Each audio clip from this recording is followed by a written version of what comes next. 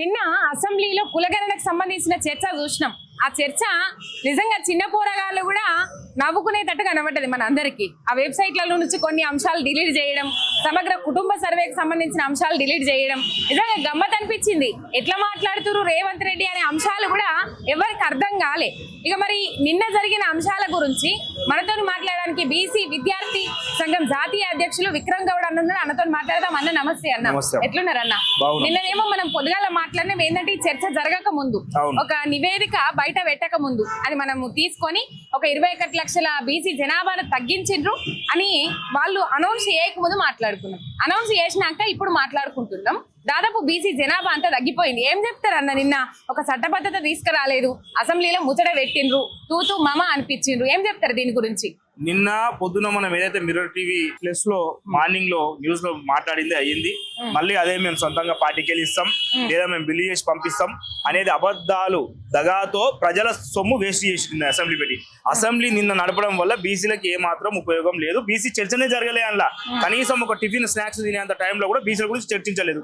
వారు మాట్లాడుతూ ఏమంటారు, మేము పార్టీ ద్వారా ఇద్దామనుకుంటే మీరు గాంధీ భవన్ లో ప్రకటించుకోరి, గాంధీ భవన్ లో డిస్కషన్ చేసుకోరి, ఈ అసెంబ్లీలో టైం ఎందుకు వెయిట్ చేసిరు? పోనీ ఎవరైనా ప్రతిపక్షాలు బీజేపీలో ఉన్న పాయల శంకరన్న కావచ్చు, లేదా ఎంఐఎం ఉన్న అక్బరుద్దీన్ ఓవైసీ కావచ్చు, లేదా బీఆర్ఎస్ లో ఉన్న శ్రీనివాస్ యాదవ్ గారు, వీరు మాట్లాడితే వీళ్ళ మీద విపరీతంగా ఇరుచుకుపడుతున్నారు.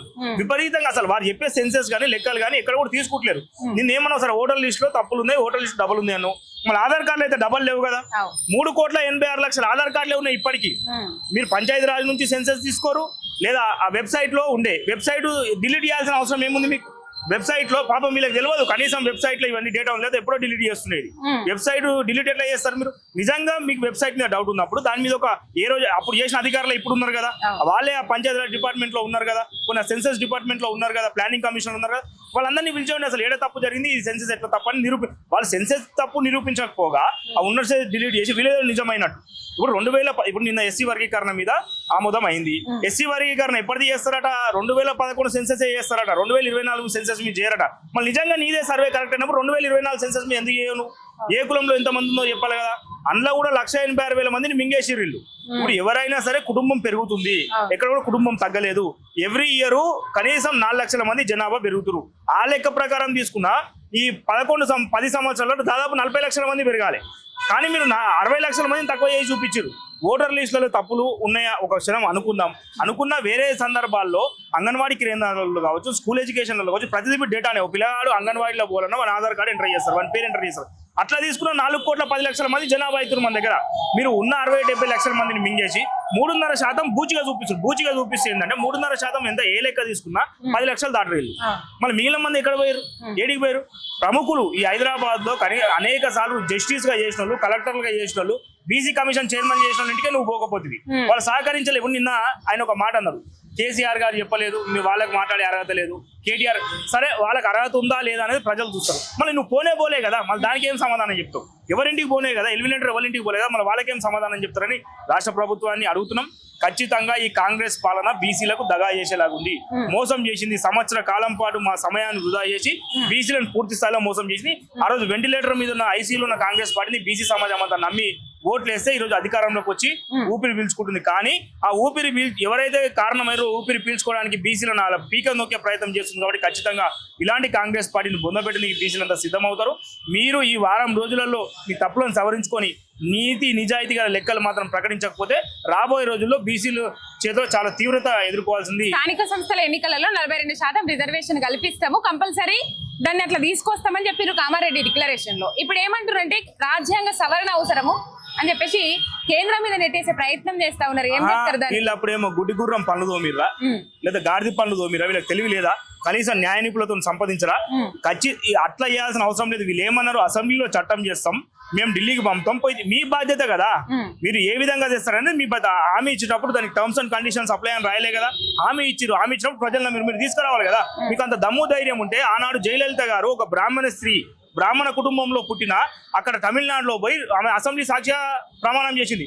నేను ఈ అసెంబ్లీలో చట్టం చేసిన, ఈ చట్టాన్ని ఢిల్లీకి తీసుకుపోతున్నా, మళ్ళీ తమిళనాడులో అడుగు పెడితే ఖచ్చితంగా దీన్ని తీసుకొని వస్తాను 9th షెడ్యూల్లో పెట్టించింది. 76% రిజర్వేషన్ కాపాడిన ఘనత జయలలిత గారికి ఉంది. నువ్వు చట్టం తీసుకోపో. నువ్వు నిన్న చట్టం చేసినావా?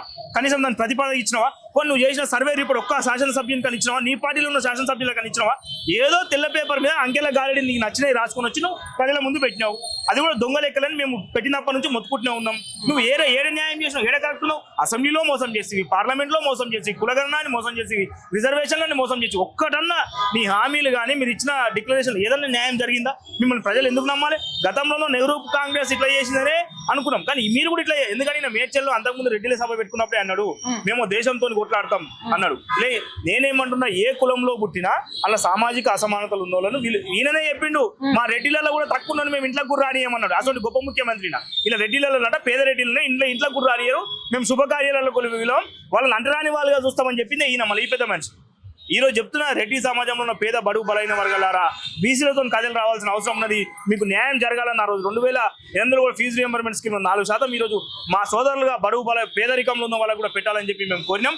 ఈ రోజు కూడా ఇట్లాంటి ముఖ్యమంత్రిని నమ్మొద్దు, ఎక్కడికక్కడ నిలదీయాలి. ఇలాంటి వారికి మీరేమో ముఖ్యమంత్రిని నమ్మొద్దు అని మీరు అంటుండ్రు. ఫిబ్రవరి 4 తారీఖు అనేది నా జీవితంలో మర్చిపోలేని రోజు, సామాజిక న్యాయం జరిగిన రోజు ఫిబ్రవరి 4 తారీఖు, నేను గొప్ప పనులు చేసిన రోజు అని చెప్తాను. కరెక్టే, ఫిబ్రవరి 4 తారీఖు అనేది ఈ తెలంగాణ కాదు, ఏవదు ఢిల్లీ దాకా తీసుకుపోవాల్సిన అవసరం ఉన్నది. ఎందుకంటే బీసీలను వంచి మోసం చేసి దగా చేసిన రోజు, ఈ పేద ప్రజలను, తెలంగాణ రాష్ట్ర ప్రజలను కూడా దగా చేసిన రోజు, పూర్తి స్థాయిలో ఇక్కడ బతుకుతున్న బడుగు బలైన వర్గాలను ఈ మేకల్ని కోసిన రోజు. అది ఇంజస్టిస్ డే. అది ఫిబ్రవరి 4 అనేది ఇంజస్టిస్ డే. ఎందుకంటే మేము న్యాయం జరుగుతుంది అనుకున్నాం. ఎక్కడన్నా చర్చ జరిగింది, ఎక్కడ జరిగిందో శాస్త్రీయంగా ఎక్కడ చేసిన చర్చ, శాస్త్రీయంగా ఏ అధికారులు చేసారు? మీ రిపోర్ట్లో ఏమో చెత్త కుప్పలు పడ్డారు, ఏడ పడతారు, రోడ్ల మీద రిపోర్ట్లు పడతాయి, డేటా ఎంట్రీ కూడా ఇష్టం వచ్చినట్టు చేసినావు. నువ్వు దాని గురించి చెప్పినావా, ప్రస్తావించినావా, ఎట్లా చేసినావు అనేది? అలా అడిగిన ప్రశ్నలు తప్పే, 76 ప్రశ్నలు. పోనీ ఆ 76 ప్రశ్నలలో రేవంత్ రెడ్డి గారి కుటుంబం కానీ మిగిలిన మంత్రుల కుటుంబం కానీ వారి ఆస్తులు ప్రకటించిరా, ఎవరు ఎంత సంపన్నులు అనేది ప్రకటించిరా? మళ్ళీ చెప్పురు లిస్టు తీరు, అది కూడా బయటికి తిరిగి నువ్వు వాడి చెప్పలే వీడి చెప్పలే వాణి మీద తిట్టేందుకు?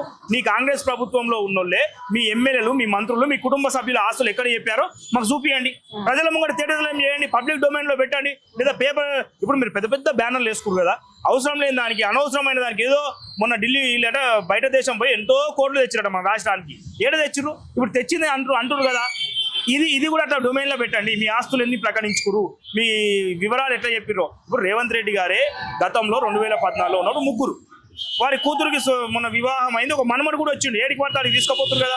మళ్ళీ వాళ్ళ కుటుంబం పెరిగినట్ట తగ్గినట్ట? మళ్ళీ మిగిలిన కుటుంబాల పెళ్లిళ్ళు కాదే, పిల్లలు పుట్టలేదా? బీసీ కుటుంబాలను దాదాపు 2 కోట్ల పైచిలకు దాటిన జనాభాను 1,86,00,000 అంటివి. అందులో మళ్ళీ కన్ఫ్యూజ్ చేయడానికి ముస్లిం బీసీలట, హిందూ బీసీలట, అనేక బీసీ ముస్లిం కులాలు కూడా మనతోనే అటాచ్ అయి ఉన్నాయి. ఇవన్నీ మోసం చేస్తారు. కాబట్టి రాహుల్ గాంధీ గారికి కూడా ఒకటి సూటిగా అడగదలుచుకున్నాం. రాహుల్ గాంధీ గారు, మీరు సామాజిక న్యాయము అని చెప్పి భారత రాజ్యాంగాన్ని చేతిలో పెట్టుకొని పార్లమెంట్లో ఒక ముచ్చట చెప్తారు. మీ సొంత తెలంగాణ రాష్ట్రంలో, గెలిచిన రాష్ట్రంలో అన్యాయం జరుగుతుంది కాబట్టి మీరు దీన్ని సవరించకపోతే మీ మాటలు దేశం ఎప్పుడు నమ్మది. నువ్వు జీవితంలో కూడా ప్రధానమంత్రి కావు ఇవి సవరించుకోకపోతే. ఈ దేశానికి తెలంగాణ రోల్ మోడల్ అన్నావు. ఇక్కడ జరిగిన అన్యాయాన్ని మేము దేశవ్యాప్తంగా తీసుకుపోతాం, ప్రతి రాష్ట్రానికి పోతాం, ప్రతి జిల్లాకు పోయి మీ బట్టబయలు చేస్తాం. మీ కాంగ్రెస్ ప్రభుత్వం యొక్క వక్ర బుద్ధిని, అన్యాయం బుద్ధిని ప్రజల్లో పెట్టి మిమ్మల్ని ఎండగట్టడానికి సిద్ధంగా ఉన్నాం.